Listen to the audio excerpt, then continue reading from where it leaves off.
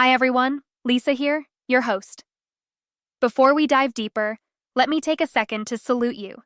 Thank you for being here, for listening closely, and for following these stories not just as gossip, but as signals of how culture, power, and relationships are evolving in real time. And with that, let's roll straight into the next chapter, because the next episode starts now.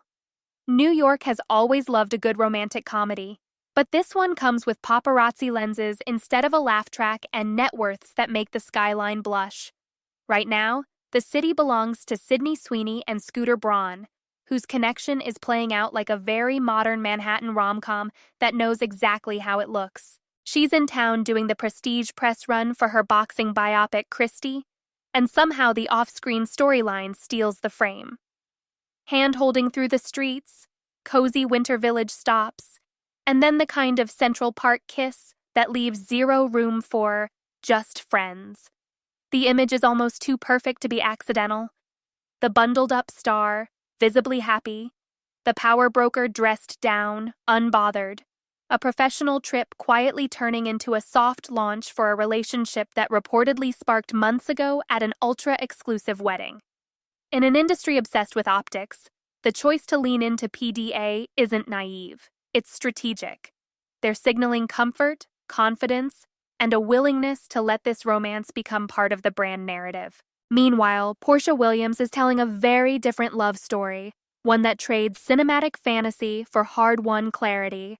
Fresh off a short, turbulent marriage and a divorce she now contextualizes through the lens of having dated narcissists, Porsha steps onto the CultureCon stage and reframes everything. She talks openly about therapy, about recognizing love bombing and mirroring for what they really are, and about how unsettling calm, genuine interest can feel after years of emotional fireworks. By publicly introducing her new girlfriend, while also being honest about dating a man, she flips what could have been messy tabloid fodder into something far more interesting. A conversation about healing, queerness, and the courage it takes to break patterns, even when healthier love doesn't come wrapped in grand gestures. Hovering above all of this is Taylor Swift, whose personal life and creative output now exist in a tightly choreographed feedback loop. In The Fate of Ophelia, the opening movement of The Life of a Showgirl, she rewrites Shakespearean tragedy into survival. This Ophelia doesn't drown. She's pulled back, anchored by partnership, and Swift threads the rescue with unmistakable football-coded language.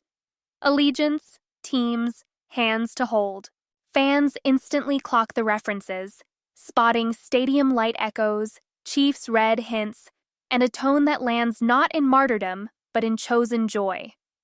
It's self-mythology, yes, but it's also a declaration about what it means to love in public and refuse to be consumed by the spectacle. Even the supporting characters matter here. Donna Kelsey's birthday post for her son isn't just maternal pride, it's narrative reinforcement.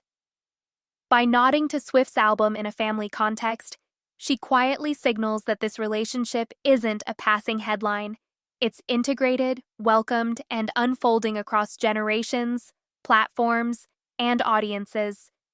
And then there's Lauren Sanchez, seated beside Georgina Rodriguez at a Balenciaga show, both women glittering with multi-million-dollar rings that tell their own story. Once defined by their own careers, now they move through the world as power couple counterparts to Jeff Bezos and Cristiano Ronaldo.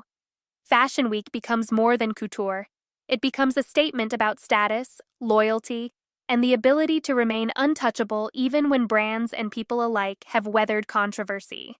From a rockin' Central Park to a panel stage to a gilded showgirl fantasy, the thread running through all of this is unmistakable.